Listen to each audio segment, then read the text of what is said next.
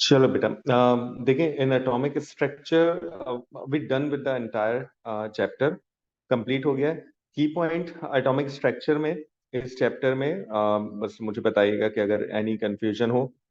अ very simple O levels topic है ना, nature and some number of subatomic particle, relative charge, relative mass, deflection, and then you should know how to calculate the number of protons, electrons, and neutrons into a neutral atom, into a positive ion, negative ion. आसान सी बात है, ठीक है।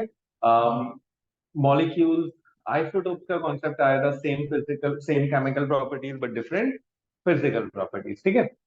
उसके बाद आगे गए थे आइसोटोप्स की बेसिस पे, जैसे OH नेगेटिव की जगह if it is OD negative, तो हम उसको किस तरह से लेके चलते हैं, ठीक है। उसके बाद वालेकुम बेटा, रिलेटिव एटॉमिक मास की definition and a bit of mass spectroscopy, थोड़ी सी, ज्यादा नहीं। देखो मास स्पेक्ट्रोस्कोपी ना जितनी मैंने अभी आपको कराई है कि आप AR कैलकुलेट कर सकें, रिलेटिव अबंडेंस कैलकुलेट कर सकें, ये मास स्पेक्ट्रोस्कोपी बेसिकली हाफ है। बाकी fragmentation, number of carbon atom निकालना, this is more related to organic chemistry ना। तो हम बेसिकली ऑर्गेनिक केमिस्ट्री वाली जो मास स्पेक्ट्रोस्कोपी वो यहाँ भी कर नहीं सकते, because you guys are not familiar with aldehydes, O levels वाले मॉलिक्यूल, कार्बोक्सिलिक एसिड, अल्कोहल तो जानते हो, but you are not familiar with aldehyde and all other molecules, ठीक है। सो AR कैलकुलेट करना आपको आता है from the relative abundance. Electronic configuration बहुत क्लियर है ना। The energy of S subshell is less than 3D to S is before 3D.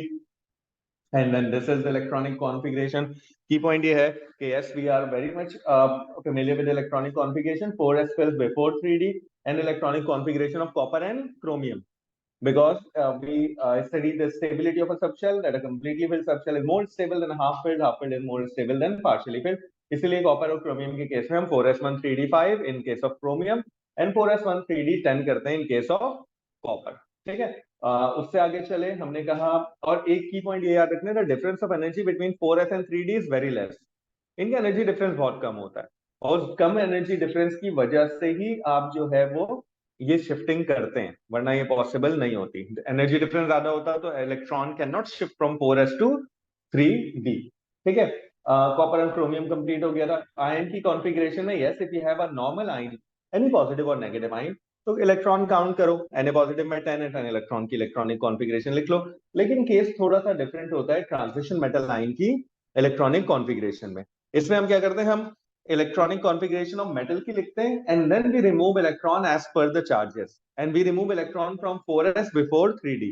यानी आयरन लिखा 4s टू 3d6, और फिर हमें आयरन 2 प्लस बनाना है, so we remove 2 electron from 4s, तो ये सिर्फ बचेगा 3d6। आयरन 3 में प्लस में बिकम 3d5, ठीक है।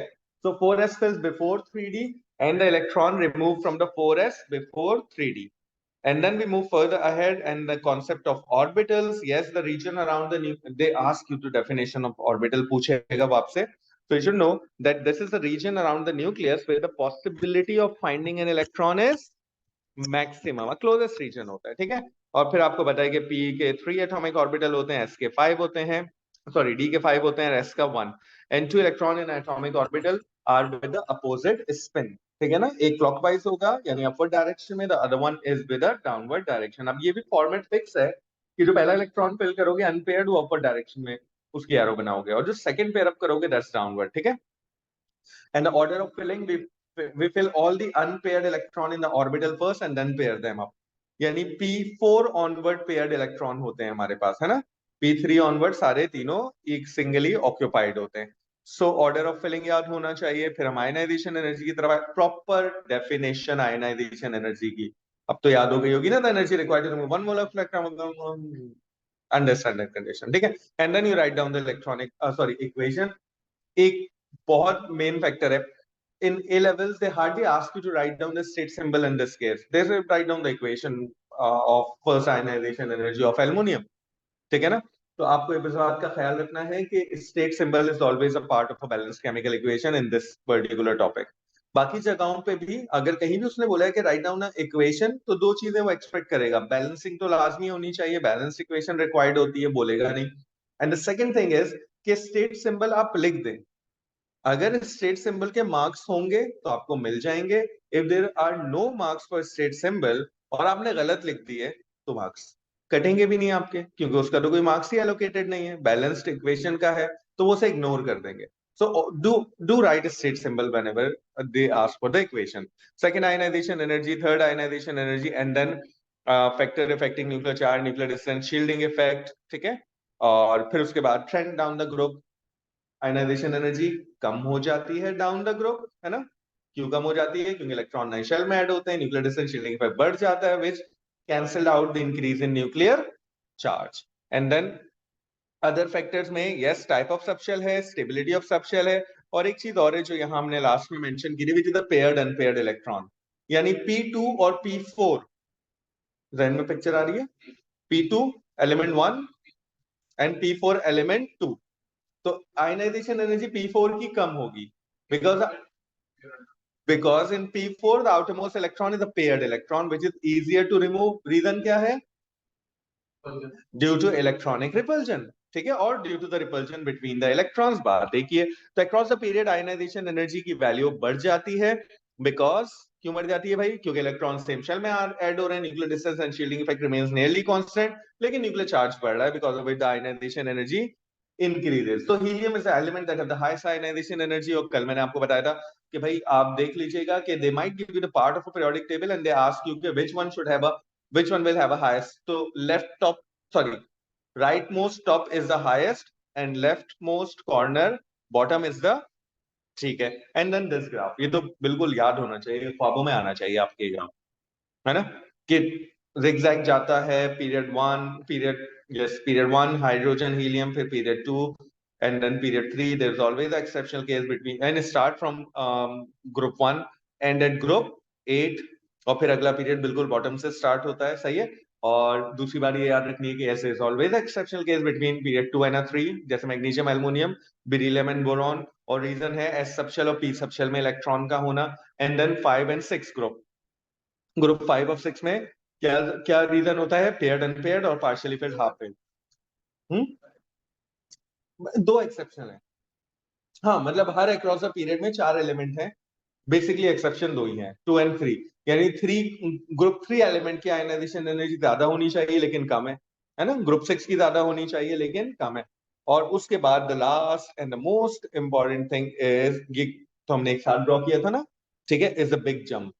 Bye looking at the ionization energy data you should be able to identify from which group of the periodic table this element belongs. ठीक है, सही है. चलो शुरू करते हैं. ये हमने वी डन दिस वन, ठीक है, याद है ना. ओके. एक पर्टिकुलर छोटी सी बात है जो मैं इस एमसीक्यू पे आके ही अक्सर बच्चों को बताता हूं. देखिए, if you have Cl positive 17, है ना, यानी if you have a chlorine with a plus charge, it means that it has 16 electron, plus 1 का मतलब एक electron come. If you have Cl negative 17, इसका मतलब है 18 electron, 1 electron extra. If you have this 17 या सिर्फ Cl डॉट लगा हो, देखो डॉट का मतलब क्या होता है समझिए. Dot is basically representing a unpaired electron present in a chlorine atom. अगर आप बनाएंगे ना 1s2 2s2 2p6 3s2 3p5, तो जब आप P में यू ड्रॉ 5 इलेक्ट्रॉन, तो क्या होगा? Pair, pair and unpaired. ये जो एक इलेक्ट्रॉन है ना, this electron is represented by a dot. इसका मतलब क्या है कि इसमें 17 इलेक्ट्रॉन ही है. And due to the presence of a unpaired electron, this is called free radical. इसको हम क्या कहते हैं? Free radical. और फ्री रेडिकल का मतलब होता है क्लोरीन का एटम ही होता है और कुछ नहीं होता. लेकिन हर उस एटम को हम फ्री रेडिकल बोलेंगे जिसमें अनपेयर्ड इलेक्ट्रॉन. बात समझ आ रही है? मोस्ट कॉमनली हमारे सिलेबस में या मोस्ट कॉमनली हम क्लोरीन फ्री रेडिकल की बात करते हैं, ना ऑक्सीजन का फ्री रेडिकल भी हो सकता है. A single atom of chlorine is called a free radical because it has an unpaired electron. If I ask you the proton number of chlorine is 17 and the nucleon number is 35 and this dot is given, it's a chlorine free radical. So how many electron? 17 electron. ना कोई electron gain किया है ना release किया है। Gain किया होता तो नेगेटिव चार्ज आता, रिलीज किया होता तो पॉजिटिव आता। ठीक है, तो 17 इलेक्ट्रॉन, 17 प्रोटॉन और 18 neutron. Which one is the answer?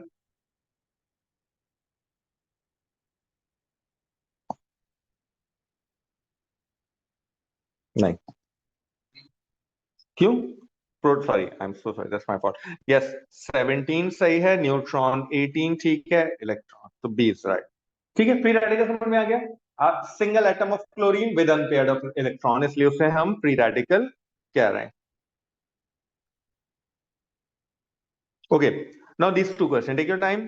Question 5 तो हम कर चुके हैं। क्वेश्चन 6 में can you please identify just the group number of the element, which group of the periodic table?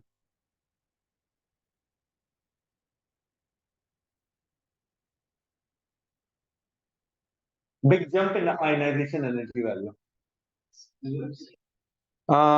सो आप सब कह रहे हैं कि there is a big jump here, यहां पर है। So yes is group 6 of the periodic table. अब कैसे आंसर निकालोगे?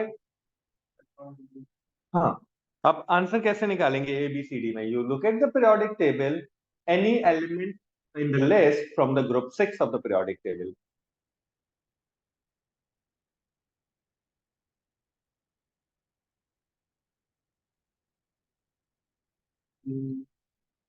टीई सही पिक किया। See, this belong to the group 6 of the periodic table, सही है ना? देखिए क्वेश्चन देखिए, उन्निल पेंटियम। अच्छा, अब पता है क्या हुआ? पहले तो होता ना proton, sorry, oxygen, hydrogen, nitrogen. अब जब एलिमेंट ज्यादा डिस्कवर हो गए ना, तो अब इनके नेमिंग, अब आपने देखे इंडियम भी है पीरियोडिक टेबल में, अमरीकीनियम भी है, और अब नाम थोड़े से चेंज हो गए। हाँ, अब इन्होंने क्या किया है, now they start giving a name unnil pentium. Un means one, nil mean zero, pentium is 5। यानी प्रोटॉन नंबर 105 अगर होगा तो उसका नाम होगा उन निल पेंटियम, और प्रोटॉन नंबर 106 होगा उन निल हेक्सियम, हैगा ना? 105 बहुत बिल्कुल बॉटम में होगा, बिल्कुल बॉटम में। हो सकता है ये इस पीरियोडिक टेबल में ना हो क्योंकि मॉडर्न पीरियोडिक। ठीक है, अब चले आंसर क्वेश्चन की बात। Unnil pentium 105262 has a nucleon number of 105। बिल्कुल गलत बात है ये, है ना? The atom of is an isotope of this. The atom of 105 is an isotope of 105 True, false? बोलो सही है गलत? Yeah, it's true. Why? Because they have the same proton number but different nucleon number. Check कर लेते हैं. See, there are 262 neutrons in 105262. Minus करके आएंगे ना वो तो. Good. The proton number of this is 260. ये भी गलत है. The proton number is 105. ठीक है जी, ये हमने कर लिया था. वी डन दैट, यस, ये भी हमने कर लिया था वैसे, लेकिन मैं सिर्फ ये देखना चाह रहा हूँ कि याददाश्त है या नहीं.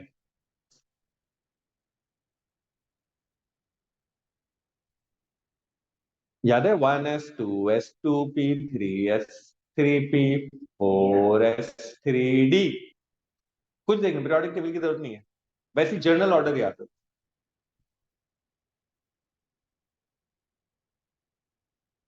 सो 3p के बाद 4s एंड देन 3d आता है ना? क्या ऐसा होता है? देखो, 3s के बाद 3p फिर 3d फिर 4s, this is wrong. 4s का before 3d. B seems to be the right answer because A में 3d पहले लिखा है, which is wrong. C में 3s के बाद 4s लिख दिया, which is wrong. In a D, 4s के बाद 3s लिखा, which is wrong. याद है ना, ऑर्डर मैंने पूरा लिखा. So I think it's a easier part. देखो, जो इजियर पार्ट है ना, मैं चाह रहा हूँ कि आप लोग उसमें बहुत क्विक वे में थिंक करें. ऑल्दो हमने पहली दफा किया है एटॉमिक स्ट्रक्चर, लेकिन लेकिन चूंकि हमने बहुत सारी चीजें बहुत बार बार रिपीट की है, इस चैप्टर में इशू होना नहीं चाहिए आपको. तो it has to be bit quick. Now if it is bit quick, I want you to solve this question number 10. Take your time and then solve. I am giving to give you the proton number 6, 7, 7 and 8. ये oxygen nitrogen के proton number दिए हैं मैंने आपको. Which of the following particles would, on losing an electron, have a half-filled set of p orbital?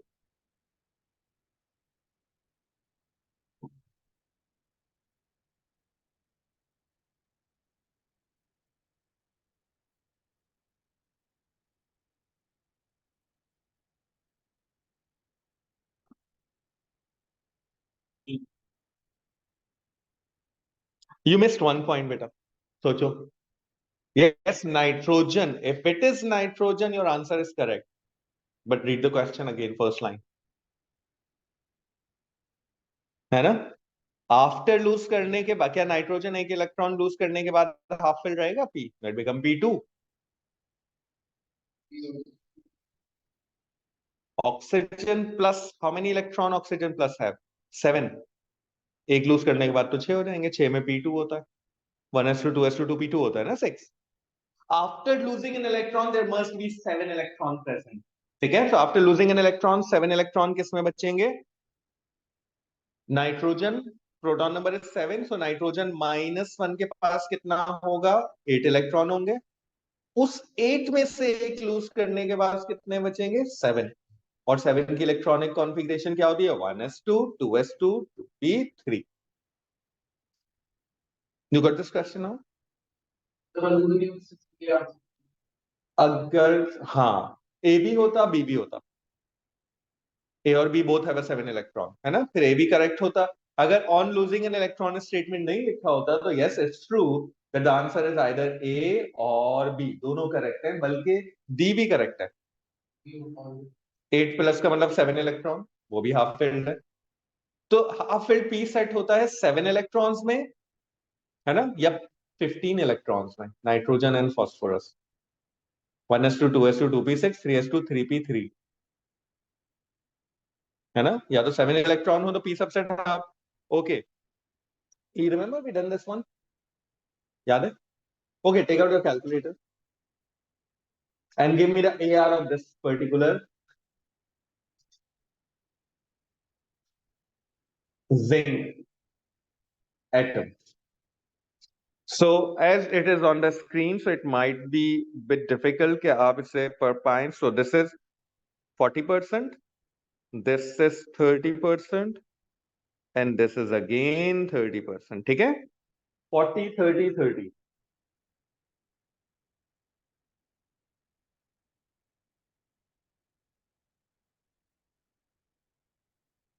याद है ना? Let me just do 164 into 40, 30 into 60. याद है या नहीं याद? 6. Yes, 30 plus 67 into 30 or divided by total percent. Please do check either the total percent it is 100 or not. So the answer is 65.1.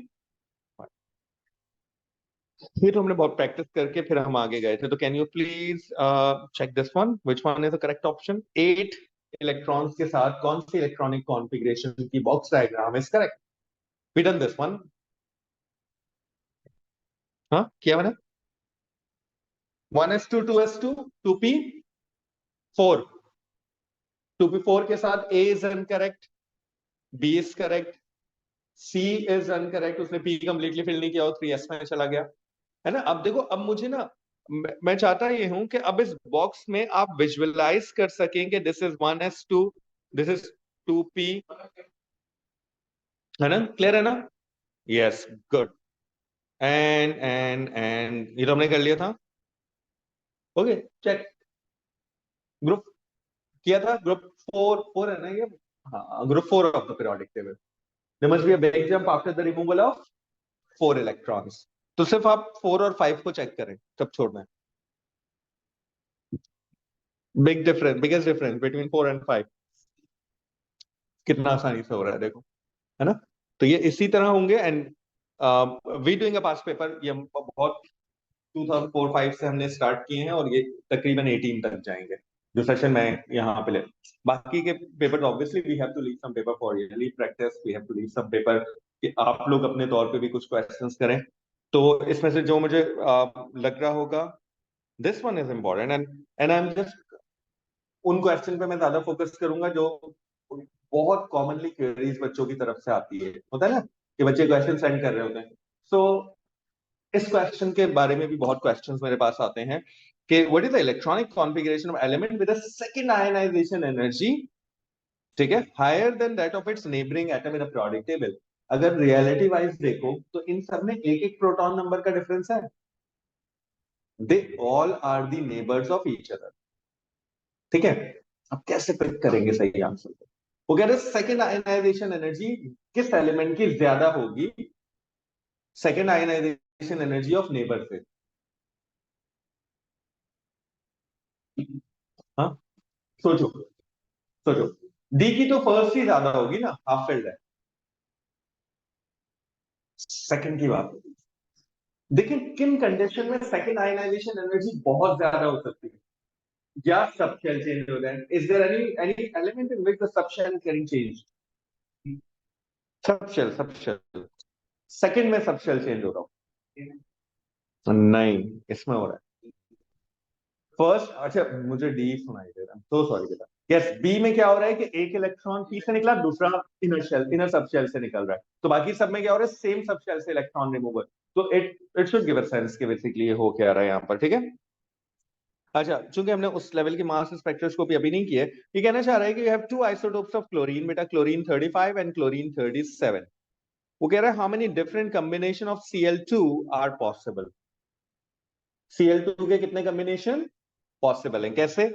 Cl2 is chlorine chlorine, so एक combination possible है when these two chlorine both are chlorine 35। one is possible कि एक 35 हो एक 30, तीसरा possible है कि both are 30। so answer क्या होना चाहिए?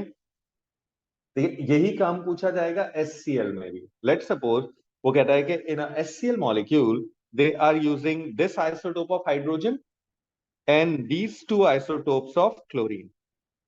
How many different signals you are expecting in a mass spectrometer या मास स्पेक्ट्रोस्कोपी? तो आप बोलेंगे भाई HCl बनेगा ना, एक होगा hydrogen 1 with 35 mass to charge ratio 36 पे, और एक होगा hydrogen 1 with 37 mass to charge ratio 38 के ऊपर। Mass to charge ratio is basically the nucleon number, है ना। सो बन जाएंगे कॉम्बिनेशन, को इतना मुश्किल नहीं है। They might give you the case of a hydrogen कि ये they are using two isotopes of hydrogen with a water molecule. तो पहले पहले में ऑक्सीजन ऑक्सीजन का एक ही आइसोटोप देगा, वो ऑक्सीजन का 16 ही रखना, ये 1 1 लगाना, फिर एक 1 2 लगाना और फिर एक 2 2 लगा देना, और ये न्यूक्लियन नंबर बता दीजिएगा कि how many nucleon number, different nucleon number they have. Okay, very important question, take your time and read this.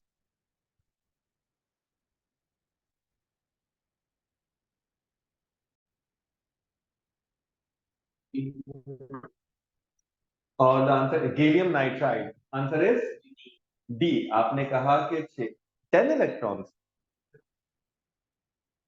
और okay you said the gallium is 3 plus and N3 is 3 minus, नहीं sorry, N is 3 minus, ठीक है। तो इसका मतलब N3 minus में यह है 7 प्रोटॉन के साथ 3 माइनस, ठीक है। Good answer, we done this one last time, है ना, किया था ना। सेकंड लास्ट एलिमेंट है तो it must be the group 7 of the periodic table, there is only one element of group 7 is given. हो सकता है नेक्स्ट टाइम इसी तरह का कोई ग्राफ दे and ask about the group 7 में फ्लोरीन या क्लोरीन दे दे, ब्रोमीन दे दे, आयोडीन दे दे, whatever it is, it remains same. अच्छा, इस तरह के क्वेश्चन में क्या करना है हम करेंगे, मैं बता रहा हूँ आपको कि आपको जो है वो electronic configuration, just look at the periodic table, वहां से आप देखो कैल्शियम, तो कैल्शियम का प्रोटॉन नंबर 20 है, फास्फोरस का 15 है, क्रिप्टॉन का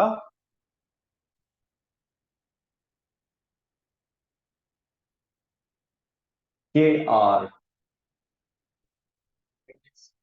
36 है, ठीक है। तो इनमें से गिन लो कौन सा 15, कौन सा 20 और कौन सा 36 है, जो बचेगा वो क्या है, वो है। हो जाएगा ना ये तो आराम से। पहला फास्फोरस है, यस। सेकंड वन,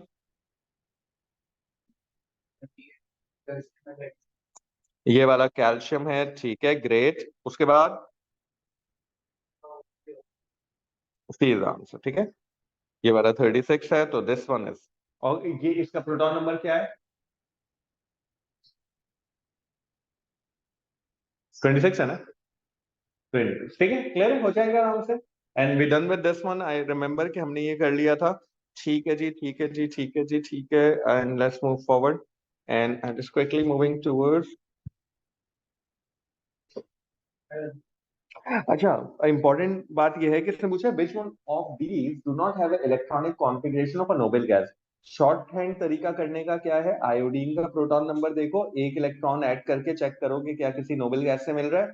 बिल्कुल मिलेगा, क्योंकि iodine is in a group 7, तो 1 माइनस में नोबेल गैस ही बनेगा वो।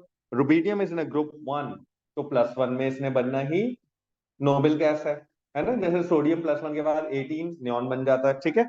इसी इसी तरह आप एस एंड टिन को देखेंगे, और S R is in a group 2, तो +2 के साथ it become a noble gas. तो हमारे पास जो ऑप्शन बचा, टिन, ठीक है। टिन में से 2 इलेक्ट्रॉन निकालेंगे आप, तो आपकी इलेक्ट्रॉनिक कॉन्फ़िगरेशन किसी भी नोबेल गैसेस से मैच नहीं करेगी। ये क्लियर हुआ ना?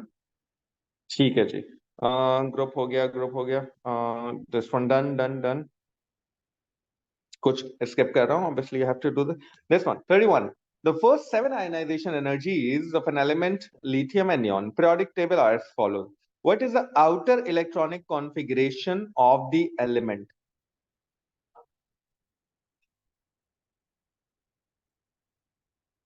First 7 values given है. Big jump is here. Total 5 electron है outermost shell में. 1 2 3 4 5 6 electrons. 6 electrons किसमें है ना? Good. 6 electrons, and that's the only one that have a 6 electron. Okay. Is it visible? है ये क्वेश्चन, तो आप पहले क्वेश्चन ऊपर से पढ़ लेते। Proton number 1 till, sorry 13 till 18, 13 14 15 16 17 aluminium से आगे गया है, ठीक है। और उसने कहा कि which graph represent number of unpaired electron in p, ठीक है। So let's draw 13। Proton number 13 के साथ electronic configuration is 1s2 2s2 2p6 3s2 3p1। How many unpaired electron p में? 13 में p में अनपेयर्ड इलेक्ट्रॉन कितने आए? 1। 14 में कितने होंगे? एक बढ़ जाएगा ना, 2 हो जाएंगे। 15 में, 16 में, वापस से 2, 17 में, और 18 में। Which graph? Number of unpaired electron 13 14 15 तक बढ़ेंगे, 16 ऑनवर्ड कम होंगे, तो डी इज द राइट। ठीक है, asking about the number of unpaired electron in P. तो 13 में 1, 14 में 2, 15 में 3, एंड देन 16 में दोबारा 2 हो जाएंगे, because you have to pair them up. अच्छा क्वेश्चन हुआ, मुश्किल तो नहीं था, लेकिन ओके। ये बात भी मैं यहीं आपको समझाता हूं, और ये समझिएगा। पहले मुझे बताओ, एक पॉजिटिव आयन है और एक न्यूट्रल एटम है। न्यूट्रल एटम है और एक पॉजिटिव आयन, किसका साइज ज्यादा होना चाहिए, पॉजिटिव आयन का या न्यूट्रल एटम का?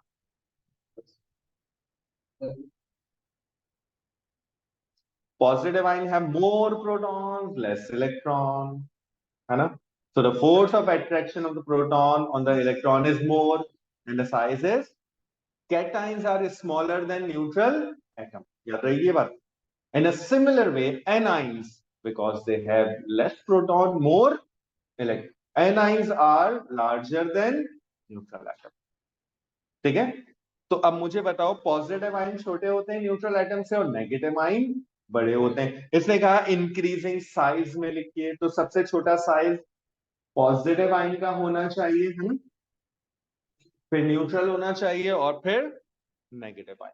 अब एक बात और बताइए बेटा, if you have x with a charge of +1 and you have y with a charge of 2+, दोनों के प्रोटॉन नंबर तकरीबन बराबर होंगे, 1 यूनिट का फर्क होगा, किसका साइज छोटा होगा?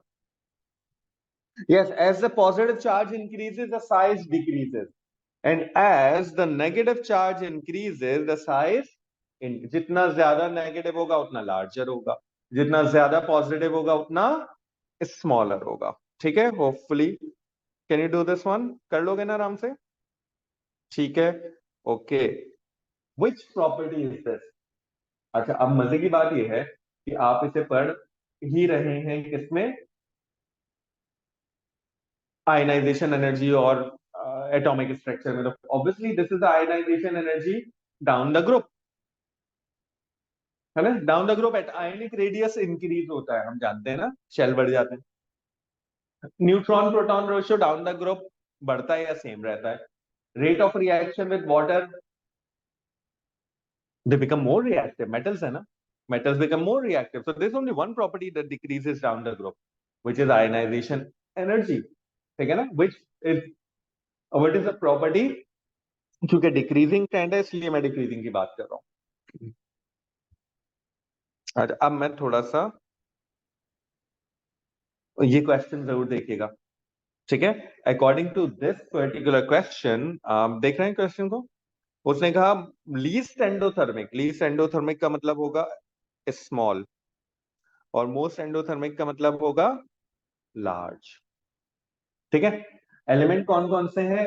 रेडॉन है, फ्रांसियम है और रेडियम है। सही है। आई am just taking out a picture of periodic table. मेरे पास नहीं ना, मुझे भी तो याद नहीं है elements. Okay,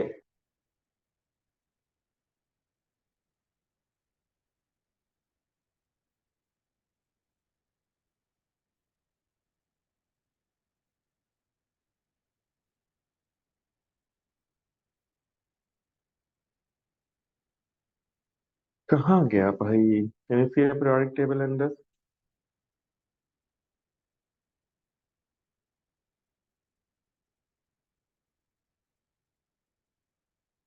yes,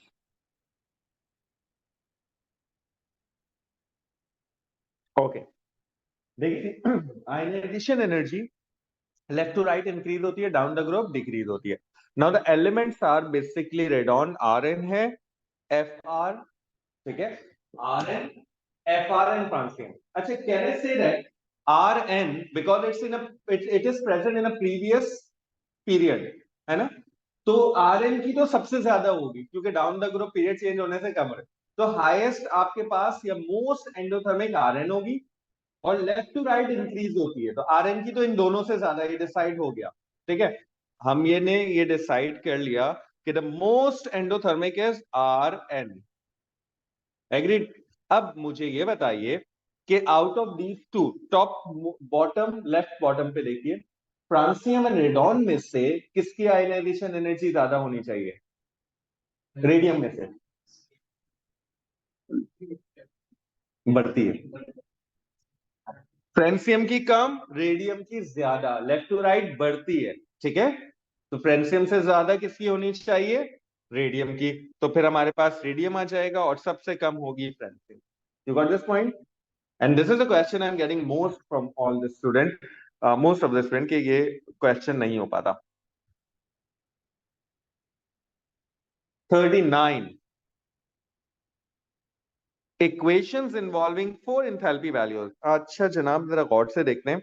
this is delta H I 1, agreed?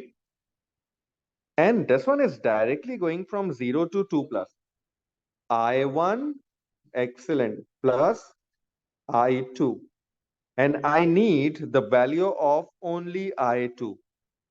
तो मैं I1 plus I2 which is X, इसमें से मैं I1 को माइनस कर दूं।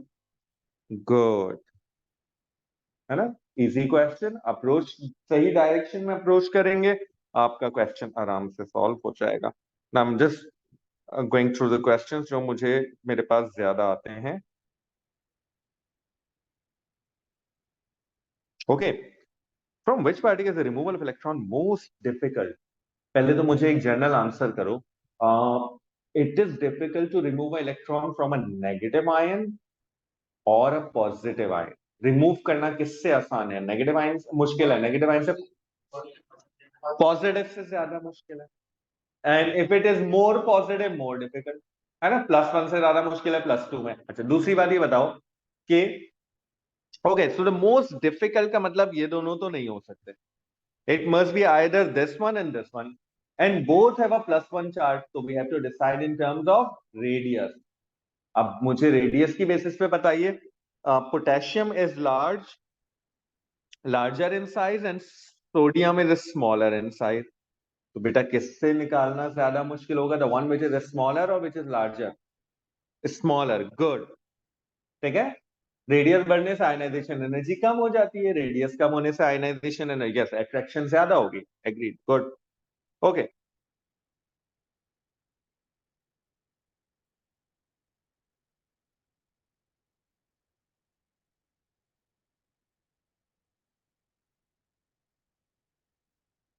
कर लिया था हमने.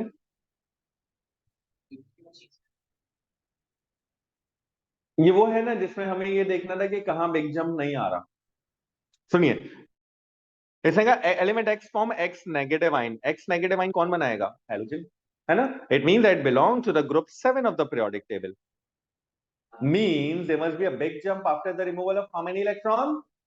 7 electron. So till 4 electron कोई big jump आना चाहिए? नहीं आना चाहिए. इसीलिए इसका आंसर जो है वो नेगेटिवली इंक्रीज हो रही है, but there is no big jump. ऊपर वाले में बिग जंप आ रहा है, 1100 के बाद 5000 हो रही है ना. सी में big jump, C is in group 2 of the periodic table. You got it बेटा? तो हो जाएगा, आसान है, ये भी हो जाएगा. This one is easier. Okay,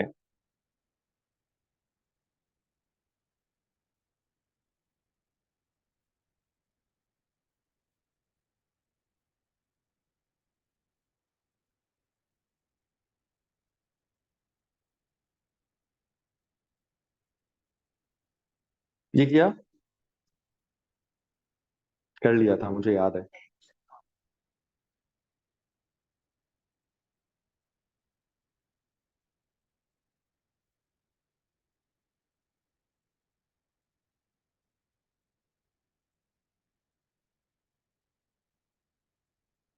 okay, last two question for this P1. P1 almost मैंने आपको देखो 2018 तक आ गया हूँ. कुछ स्किप किया, ऑब्वियसली वो आसान है या रिपीटेड है, या वो आप आराम से खुद से सॉल्व कर सकते हैं. Question number 92 and question number 93. I need the answer of these two. Just showing you the question number one. Okay, beta. So 93. The first four ionization energies of elements are shown in the table.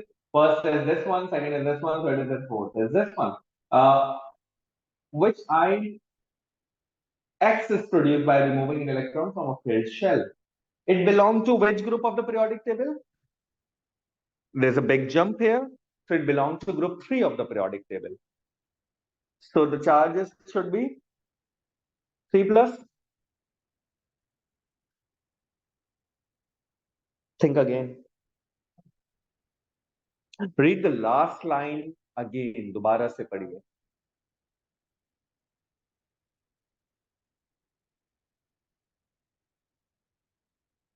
What ion is produced after removing an electron from a filled shell? ठीक है ना? So as let's do it with the O level style. ठीक है ना? So first electron remove होगा incomplete shell से, second remove होगा incomplete shell से, third is removed from the incomplete shell with a charge of 3 plus. जो fourth electron remove होगा, that is from a filled shell or completely filled shell. And after removing the fourth electron, the charge should be 4 plus. अब दोबारा पढ़ो. Which ion is produced by removing electron from a filled shell? Filled shell कब होगा? 3 के निकलने के बाद जो चौथा इलेक्ट्रॉन निकलेगा, like the fourth electron that is removed from the filled shell. Okay. अच्छा, in this worksheet there are these questions, and I left these questions in this worksheet just for the practice purpose. Why? Because section B was a part of CIE syllabus. Till 2018-19 तक section B आता था हमारे पास ना. 10-30 questions होते थे जो अभी आपने जिस फॉर्मेट के पढ़े, नॉर्मल एमसीक्यूज.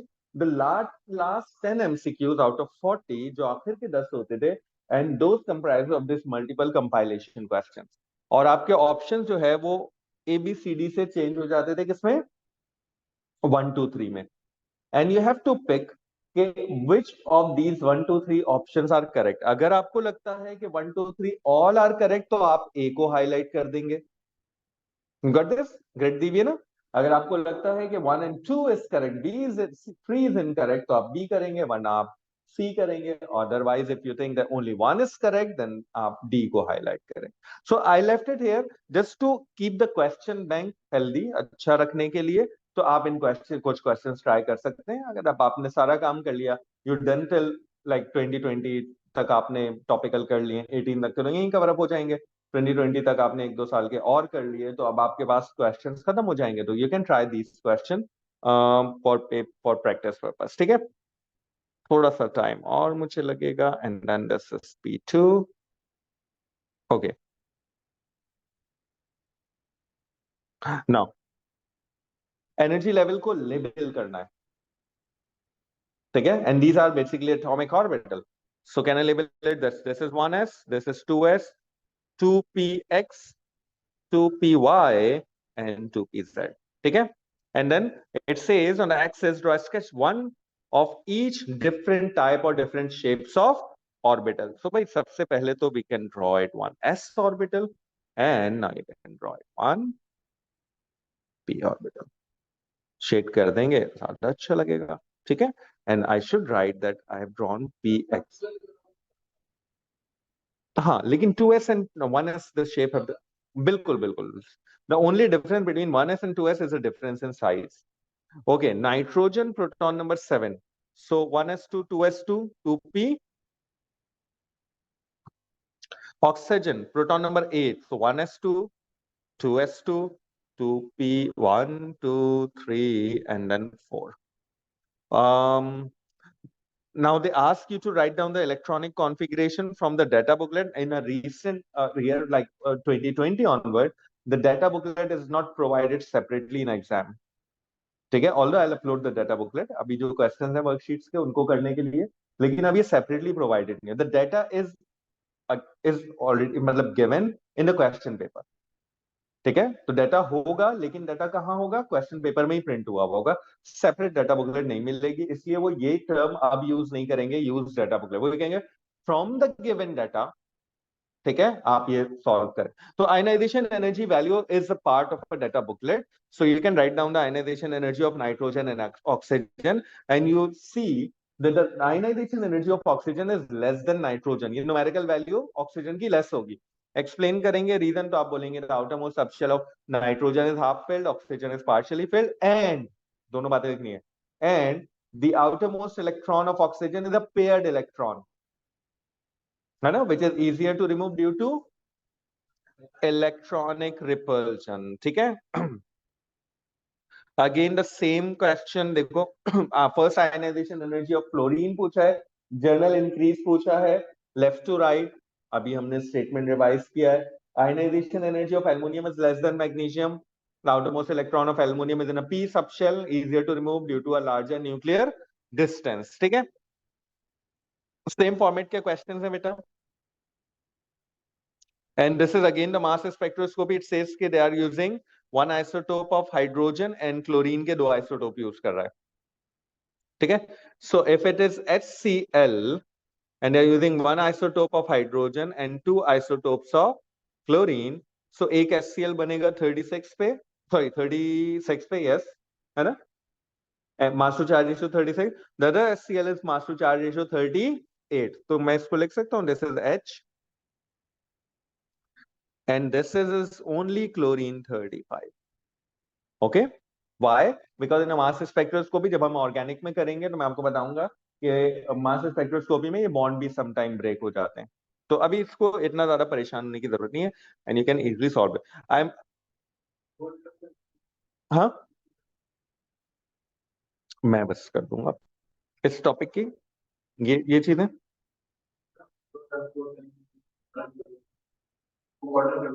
हाँ यार, वो चलो, हाँ मैं वो करता हूँ, तुमने याद लाया। Okay, I will wait. And just moving toward one question. Okay, बेटा। ओके, कार्बन 13 है, सही है। Type of particle is an atom, है ना? Isotope is an atom. Charge has 0 because proton number is 6 and you can see the electronic configuration 6 electrons. Symbol होगा carbon 6 with proton 13. ठीक है? In a similar way, Cl negative, so Cl negative होगा 1s2, 2s2, 3s2, 3p6. यहाँ आप लिखोगे chlorine और साथ लिखोगे 37 and this is anion. Sulphur 37 atom है, चार्ज 0 है, सो सल्फर का प्रोटॉन नंबर है 16. So write down the electronic configuration of 16, 2s2, 2p6, 3p4. Okay, and symbol हो जाएगा S1634. आयरन 54 है, कैटाइन है, प्रोटॉन नंबर आयरन का होता है जनाब 26, nucleon number is given 54. What should be the charge? Cation है, +2 है, +3 है, काउंट करें. 6, 6, 12, 18, 13, 14, 15, 16, 24 आ रहे हैं ना? तो 24 का मतलब द चार्ज शुड बी 2+, तो मुझे यहाँ भी 2+ लगाना होगा. ठीक है. नाउ जो हमारी बुकलेट होगी प्रिंटेड वाली, उसमें ऑब्वियसली इसकी अपडेटेड वर्कशीट प्रिंट होगी. तो एक नॉमिनल वर्क मतलब कुछ क्वेश्चंस हैं, उसमें कुछ थोड़े से एडिशनल क्वेश्चन भी शायद आपको मिल जाएं, और यह हो सकता है कि I can't remember this is updated one or not, लेकिन यह है कि I think as a first revision this practice is enough. ठीक है. नाउ अब रिक्वायरमेंट किस चीज की है? द रिक्वायरमेंट शुड बी कि अब हम अच्छे तरीके से इसको प्रिपेयर करें. ओवर द वीकेंड आप इसको रिवाइज करेंगे चैप्टर को. I will upload for the time being worksheet, ये वाली अपलोड कर दूंगा सॉफ्ट कॉपी. ठीक है. Do attempt these question, other resources से करें, and be done with this chapter 100%. ठीक है. तो फ्रॉम नेक्स्ट वीक ऑनवर्ड इंशाल्लाह we will be doing bonding वाला चैप्टर स्टार्ट करेंगे. थोड़ा सा लेंथी है but we try to finish it as quickly as possible. Next week इसका असेसमेंट रख लेंगे. ठीक है. हाँ, if I keep it online, वरना ऑन कैंपस. ठीक है जी, चले.